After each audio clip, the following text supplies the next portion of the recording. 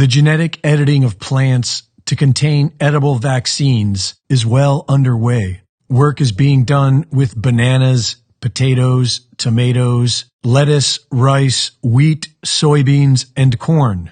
Companies like Medicago are using gene editing to turn plants into mini bioreactors. Medicago's manufacturing facility looks like a nursery, but inside these plants, they're growing a new kind of vaccine. The technology is called a virus-like particle.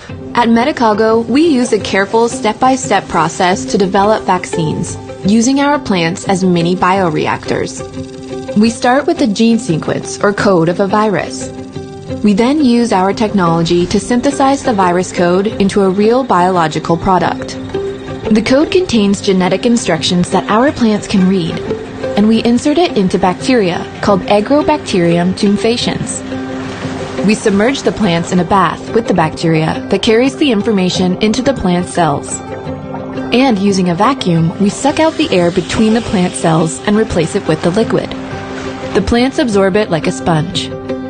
At the end of their bacterial bath, we return our plants to a carefully controlled greenhouse to let them get on with their natural growing business for at least 4 days. Now the plants will start producing the most important ingredient of our vaccines, virus-like particles. Gene editing is now officially in our meat industry. Lobbyists for the cattlemen and pork associations in several states have confirmed that they will be using the mRNA COVID vaccines on their livestock. Attorney Tom Renz has been warning that there is no law requiring anyone to give informed consent for vaccine food.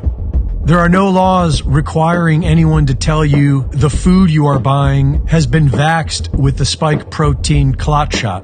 The UK recently passed into law the Genetic Technology Precision Breeding Bill. The bill amends the Environmental Protection Act of 1990 to exclude references to precision-bred organisms so far as they relate to marketing.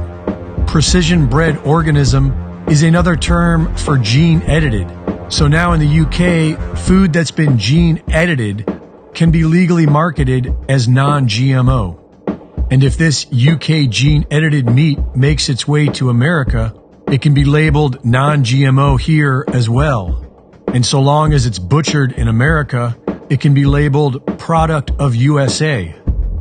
The fake alternative meat being pushed by Bill Gates and others is made of immortal cell lines. In other words, cancerous tumor cells. Real meat is being blamed for climate change.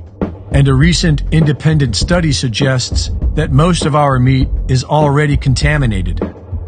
Using infrared spectroscopy and electron microscopy, Dr. Anna Maria Mihalcea has been studying the blood of the vaxxed and the unvaxxed for over a year now. And at first, she was finding the same contamination in only the blood of the vaxxed, a contamination that she describes as ribbon-like structures, much like the mysterious blood clots being found by coroners. But lately she's been finding these ribbon-like structures in the blood of the unvaxxed as well. By measuring the frequency of one of these mysterious rubbery blood clots, Dr. David Jenigan has developed a way of detecting the same frequency in the vaxxed.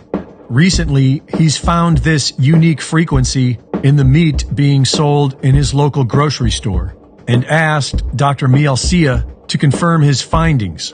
Her microscopy showed that the blood samples taken from products in the grocery store were all contaminated with the similar ribbon-like structures found in the blood of the vaxxed. Most of the meat in the grocery store is from overseas, and if we want to eat uncontaminated meat, we'll have to start buying direct from farms in America that still produce all-natural organic protein, and take back control of our democidal government. Reporting for InfoWars, this is Greg Reese.